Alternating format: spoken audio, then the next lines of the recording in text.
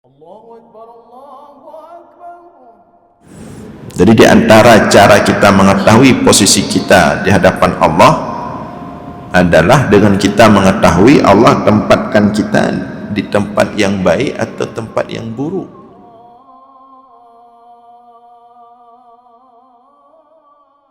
Assalamualaikum warahmatullahi wabarakatuh.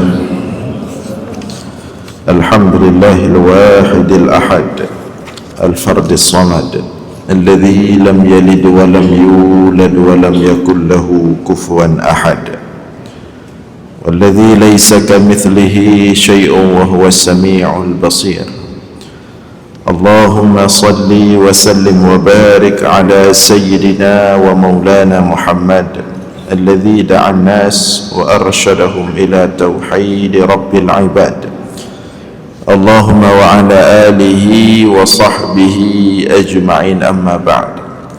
Puji beserta syukur senantiasa selalu kita persembahkan kepada Allah Subhanahu wa ta'ala, Tuhan yang esa pada zatnya, yang esa pada setiap sifat-sifatnya, yang esa pada setiap af'alnya.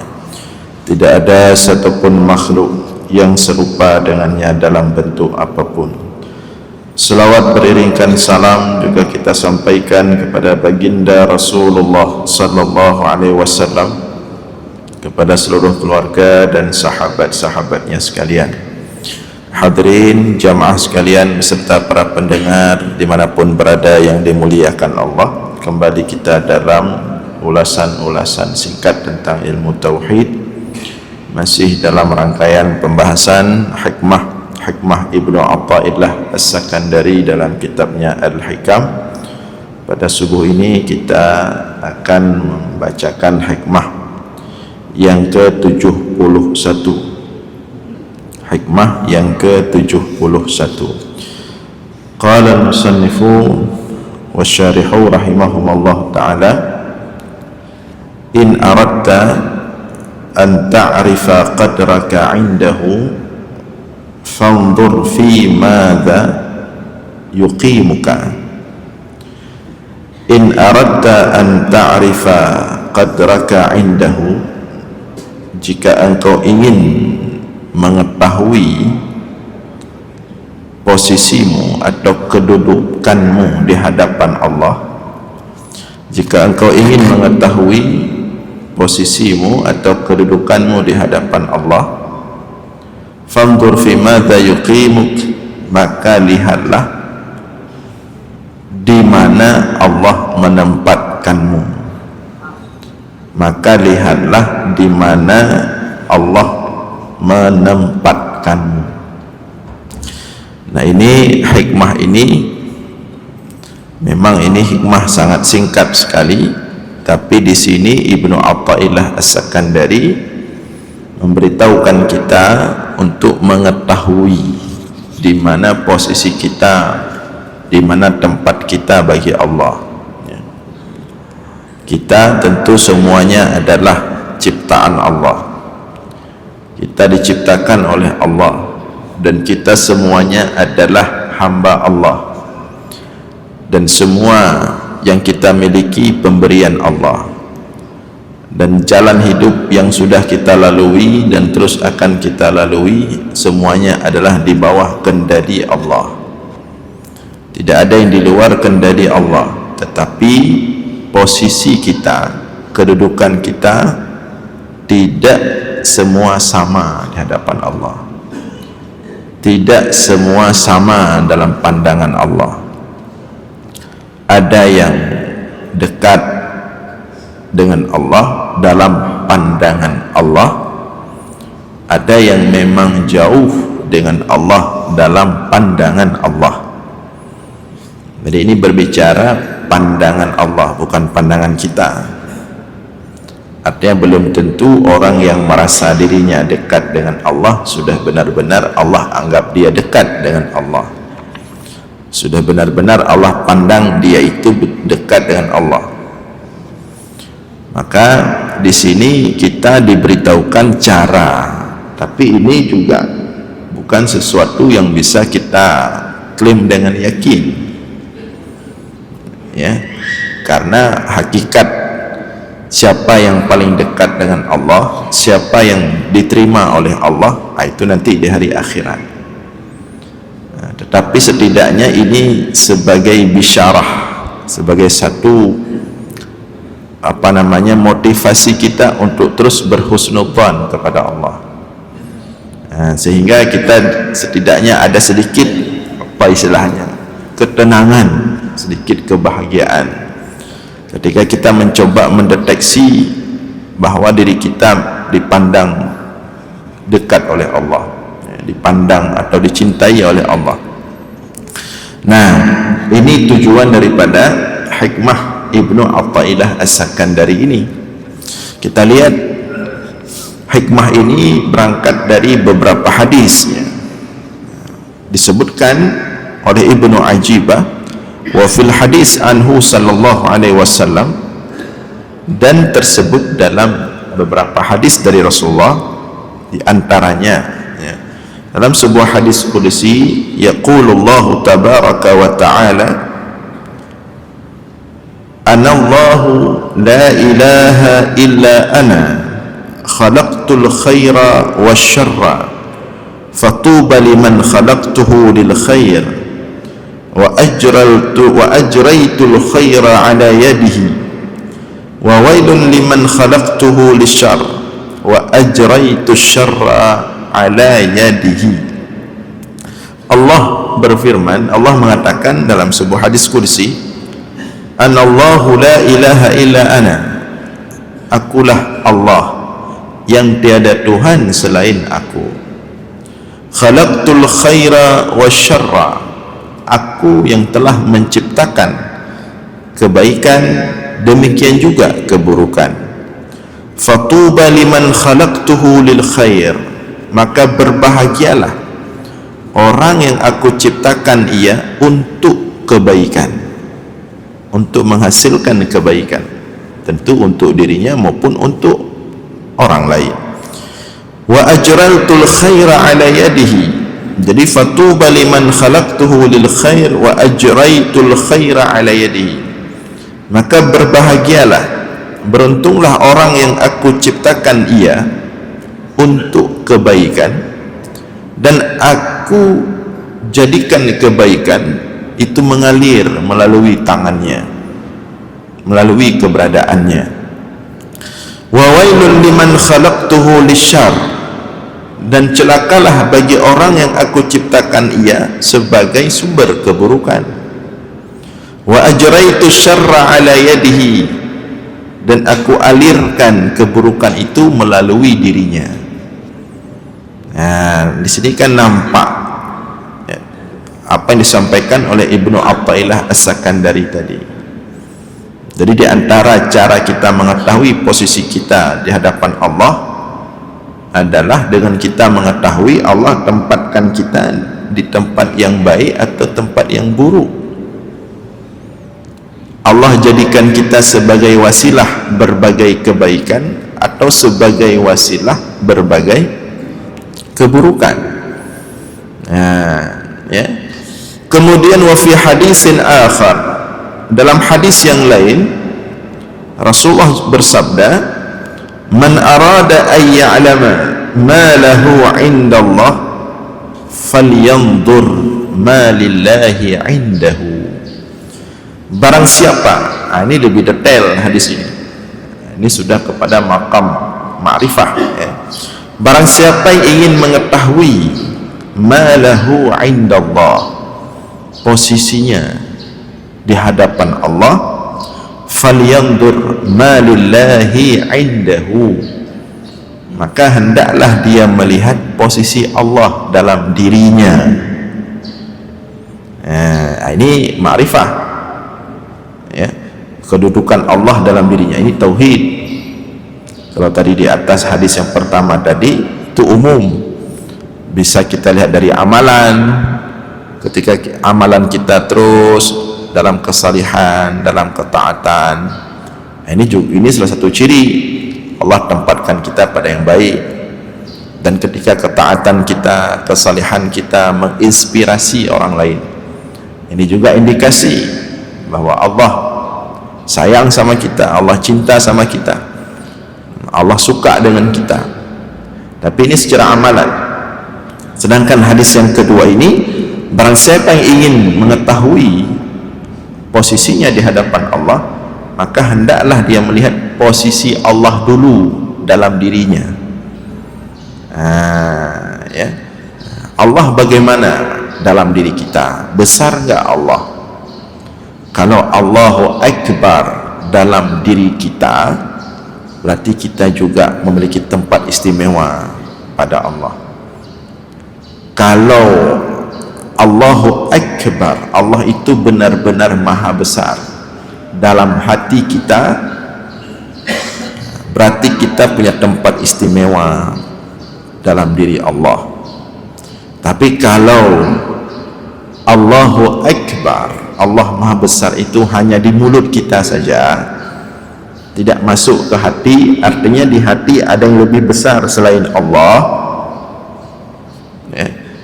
Ada dunia yang lebih besar, ada materi yang lebih besar, berarti itu indikasi bahwa kita tidak memiliki satu tempat yang istimewa di hadapan Allah. Jadi untuk kita melihat bagaimana kedudukan kita istimewa tidak istimewa bagi Allah, lihat kedudukan Allah dalam diri kita, dalam hati kita. Ana inda dhanni abdi bi, kata Allah, aku sesuai dengan sangkaan hambaku terhadapku. Artinya bagaimana dia memposisikan diriku. Idza dzakarani fi nafsihi dzakartuhu fi nafsi. Kalau hambaku itu senantiasa hatinya mengingatku, membesarkanku, mengagungkanku, dan semua selainku kecil dalam hatinya, dzakartuhu fi nafsi. Demikian juga dia senantiasa dalam pandanganku, dalam ingatanku, dalam cinta dan kasih sayangku. Mafhum mukhalafahnya berarti kalau Allah tidak selalu berada dalam ingatan kita, tidak selalu berada dalam zauq, rasa rindu kita, rasa cinta kita, ya, maka demikian juga kita dalam pandangan Allah, ya. Allah, kalau kita betul-betul ikhlas dengan Allah, ya, tidak mencari makhluk, tidak punya kepentingan dengan makhluk, tapi betul-betul Allah, maka demikian juga posisi kita di hadapan Allah, ya, sejernih apa Allah dalam diri kita. Karena kan sebagaimana sering kita sampaikan, Allah itu tidak suka yang palsu-palsu, Allah itu tidak suka acting-acting, Allah itu tidak suka kita buat-buat, ya. Allah itu maha pecemburu, dia ingin yang murni. Wa ma umiru illa liya'budullaha mukhlishina lahuddin. Tidaklah manusia itu diperintahkan oleh Allah melainkan menyembah Allah. Tidak cukup hanya menyembah, mukhlisin, harus murni penyembahannya. Tapi kalau kita beribadah masih ada kepentingan pribadi, biar dipandang baik, dipandang saleh, dipandang kita bekerja membangun bumi ini, masih ingin supaya dianggap pahlawan, ini Allah kurang suka dengan seperti itu, ya. Allah suka yang murni-murni, Allah suka yang bersih-bersih. Nah, itu juga satu posisi. Jadi kalau kita selama ini apa yang kita lakukan betul-betul tidak ada lagi materi, tidak ada lagi kepentingan duniawi, itu juga satu indikasi bahwa Allah sudah cinta sayang kepada kita. Atau kita sedang berusaha menuju ke arah itu. Mungkin ada orang-orang yang mengevaluasi diri, umur sudah 40 tahun, umur sudah 50 tahun, sudah cukuplah berharap pada manusia, sudah cukuplah berharap kepada makhluk, sudah cukuplah berharap kepada materi. Ingin betul-betul menyembah Allah, beribadah itu bersih, murni, mukhlisin. Itu juga indikasi bahawa mahabbah Allah itu sudah mulai masuk dalam dirinya. Jadi itu diantara tanda.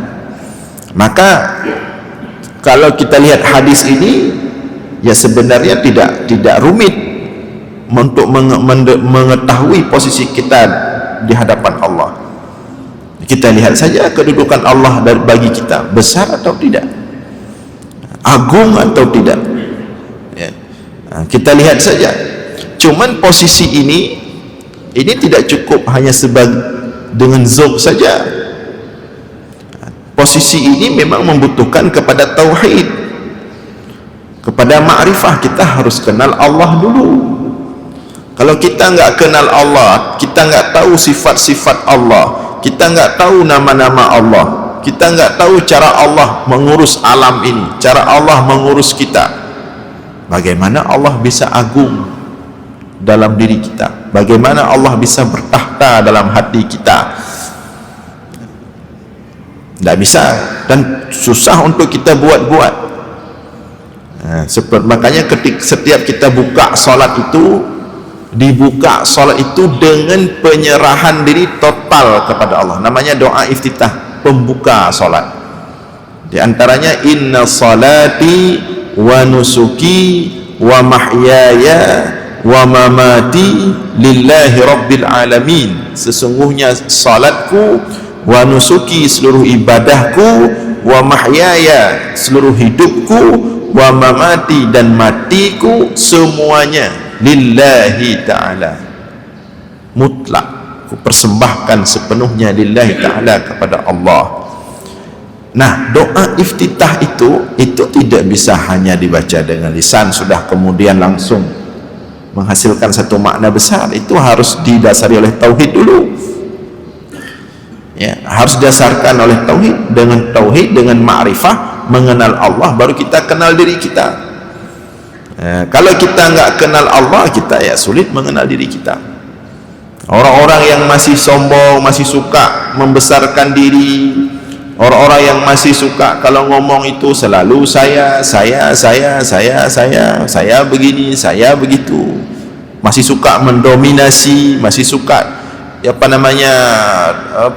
ingin dipuji, ini belum besar Allah sama dia.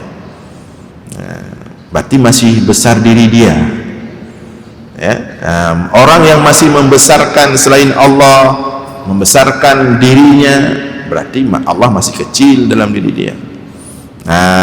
Itu diantara, ya. Maka di sini dikatakan tadi, falyanzur kaifa manzilatallahi ta'ala min malillahi indahu.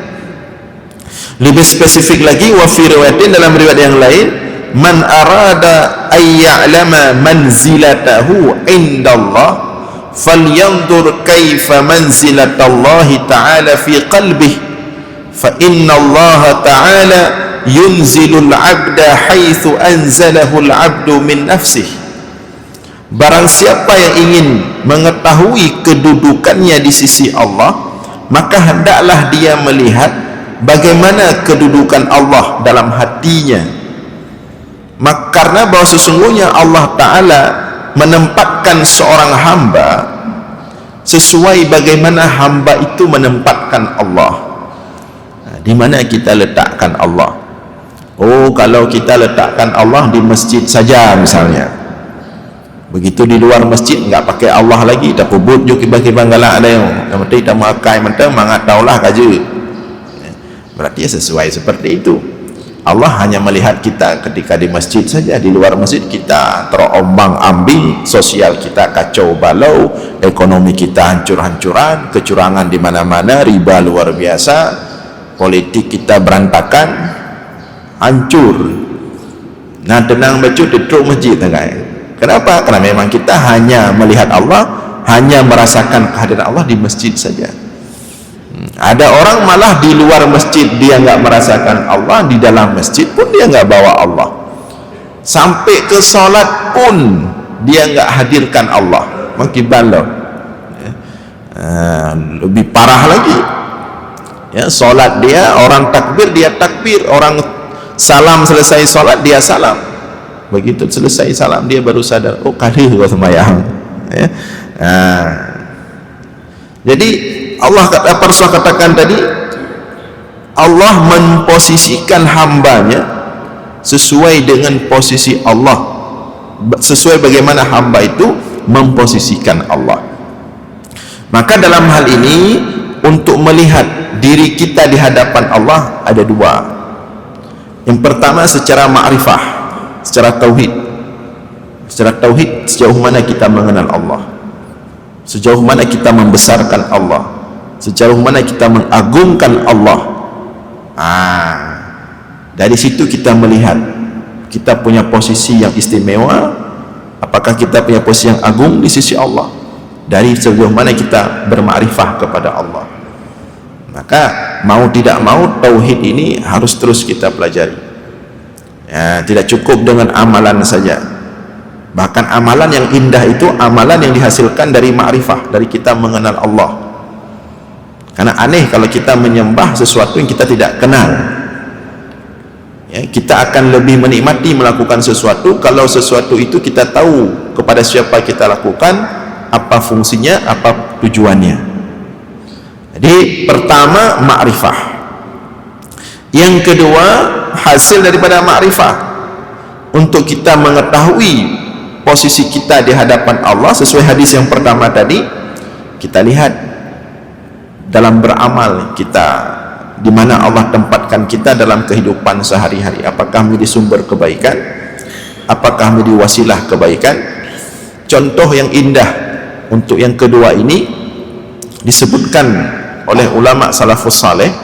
Jadi dulu ada seorang budak, ya, seorang budak, dia bangun tengah malam, jariyah, budak perempuan, seorang budak yang baik, yang saleh, yang taat beribadah kepada Allah. Jadi dia sering bangun tengah malam salat tahajud. Jadi pada suatu malam dalam tahajudnya, selesai tahajud dia berdoa kepada Allah. Di antara doa yang dia bacakan, Allahumma inni as'aluka bihubbika li an taghfira li. Wahai Allah, aku meminta kepadamu dengan cintamu kepadaku, aku meminta agar engkau mengampunkan seluruh dosa. Coba kita perhatikan kata-kata si budak ini. Wahai Allah, aku meminta dengan asbab cintamu kepadaku, dengan asbab cintamu kepadaku, aku meminta untuk engkau ampunkan seluruh dosaku. Doa ini membuat si tuannya ini agak sedikit tidak setuju, ya. Dipanggil selesai dia tahajud, dipanggil, kamu kenapa minta kepada Allah? Aku meminta dengan asbab cintamu wahai Allah kepadaku, aku meminta engkau ampunkan seluruh dosa. Ditanya sama tuannya, dari mana kamu tahu Allah mencintai kamu? Ya. Jangan katakan dengan asbab cintamu kepadaku wahai Allah, tapi katakan dengan asbab cintaku kepadamu. Kalau dengan asbab cintaku kepadamu, itu mungkin saja, karena kita selama ini merasa cinta kepada Allah, kita meminta dengan cinta kita itu diampunkan dosa kita, diberikan ini, diberikan itu. Si budak ini sebaliknya, dia enggak meminta kepada Allah dengan cintanya, justru dia meminta kepada Allah, wahai Allah, dengan asbab cintamu kepadaku, ampunkanlah seluruh dosaku. Jadi dipertanyakan oleh tuannya, dari mana kamu tahu Allah mencintaimu sehingga kamu berani mengatakan dengan cintamu wahai Allah kepadaku, ampunkan dosaku, berikan ini, berikan ini, berikan ini, berikan ini. Kata si budak ini, wahai tuanku, kalau Allah tidak cinta kepadaku, tidak mungkin dia masukkan iman dalam dadaku. Kalau dia tidak cinta kepadaku, tidak mungkin dia masukkan Islam dalam diriku. Kalau dia tidak cinta kepadaku, tidak mungkin dia bangunkan aku tengah malam untuk menyembahnya. Kalau dia tidak cinta kepadaku, tidak mungkin dia gerakkan lisan ini untuk bermunajat kepadanya. Ini alasan si budak tadi. Ini contoh secara amalan. Maka setelah si budak ini mengatakan seperti itu kepada tuannya, apa kata tuannya? Anti hurrun lillahi ta'ala, engkau mulai malam ini telah kumerdekakan karena Allah Ta'ala. Dia karena engkau mengenal Allah, karena engkau tahu posisimu, engkau husnudzan kepada Allah. Di situan ini pun dia terkejut, dia dapat ilmu baru. Artinya menjadi satu, disinilah satu satu bisyarah untuk kita, satu kabar gembira lah untuk kita, bahwa kalau kita lihat selama ini ibadah kita seperti dimudahkan oleh Allah, tidak ada rintangan, tidak ada halangan, masjid lancar, solat tenang, teduh, baca Al-Quran, semua ibadah Allah lancarkan, tahajud lancar. Itu salah satu tanda percikan cinta Allah itu mulai merasuki kita, dan kita bersyukur dan terus kita lakukan istiqamah, dan semakin kita hilangkan makhluk dalam diri kita. Tapi kalau kira-kira ibadah masih berat, masih mutun-mutun, masih bolong-bolong, masih banyak lewat, kalau ingin beranjak masih agak berat becut, ini posisi kita ini memprihatinkan. Kalau tidak segera kita kembali kepada Allah, dikhawatirkan sampai mati akan terus seperti itu. Maka untuk yang seperti inilah yang Allah katakan, fafirru ilallah wasari'u ila maghfiratin min rabbikum, segeralah bertaubat kepada Allah, segeralah menuju kepada ampunan Allah. Fafirru ilallah, segeralah lari kepada Allah. Jadi hadirin sekalian yang dimuliakan oleh Allah, itulah kira-kira mafhum daripada hikmah Ibnu Athaillah As-Sakandari. Maka hendaklah kita terus memperbaiki diri agar kita mendapatkan posisi yang istimewa di sisi Allah. Mudah-mudahan ada manfaat. InsyaAllah kita lanjutkan subuh Jumat depan. Aqulu qawli hadza wa astaghfirullah li wa lakum. Wassalamualaikum warahmatullahi wabarakatuh.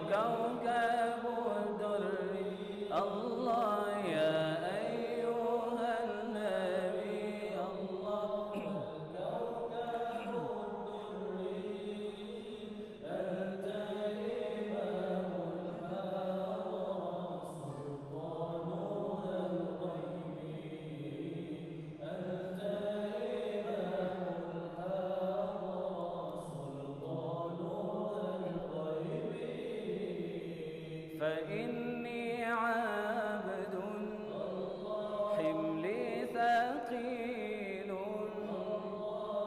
إني عبد الله حملي ثقيل ولي ذنوب مثل الرمال ولي ذنوب مثل الرمال يا أيها النبي الله والكوكب الدري الله يا أيها النبي الله والكوكب الدري أنت إمام الحضرة سلطانها الغيبي أنت إمام الحضرة سلطانها الغيبي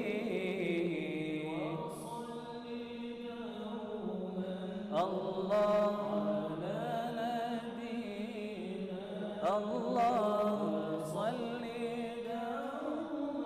الله لا نبينا الله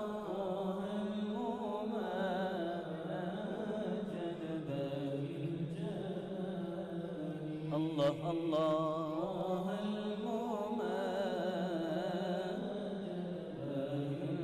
الجمال يا أيها النبي الله والكوكب الدري الله يا أيها النبي الله والكوكب الدري أنت إمام الحق سلطانها الغيبي أنت إمام الحق سلطانها الغيبي يا من يراني ولا أراه يا من يراني ولا أراه انظر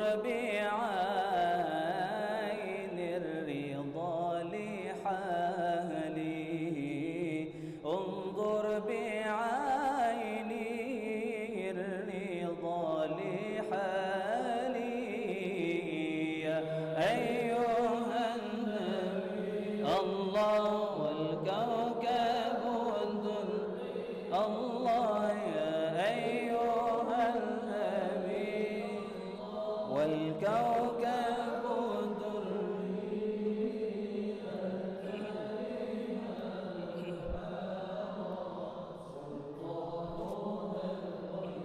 الله الله أنت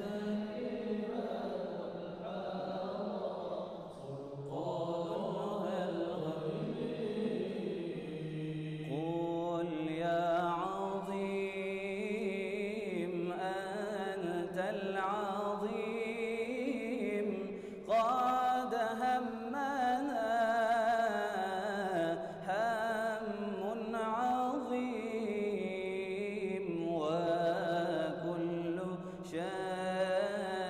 شيء همنا يهون باسمك يا عظيم الله يا عظيم أنت العظيم قد همنا هم عظيم وكل شيء همنا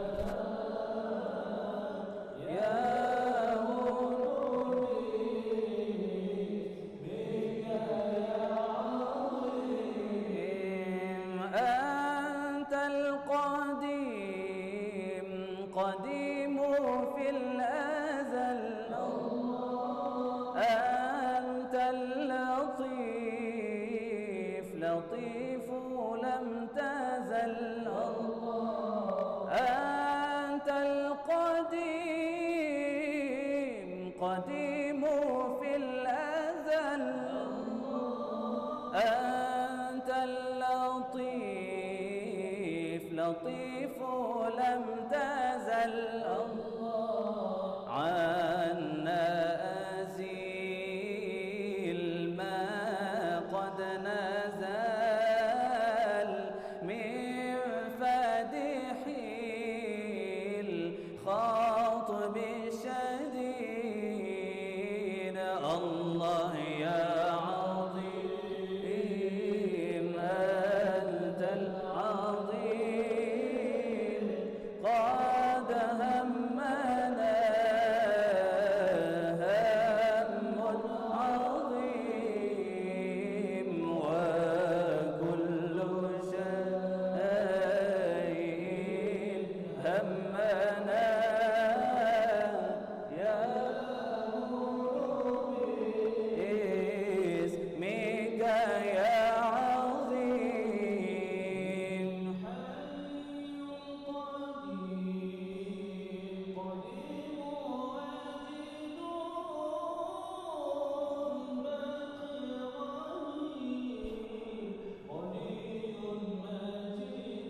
الله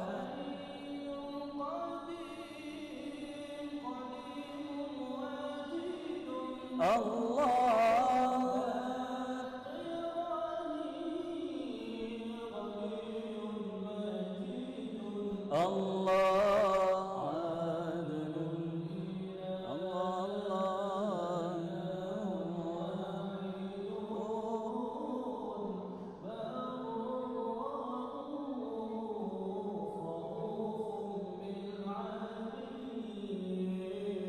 الله يا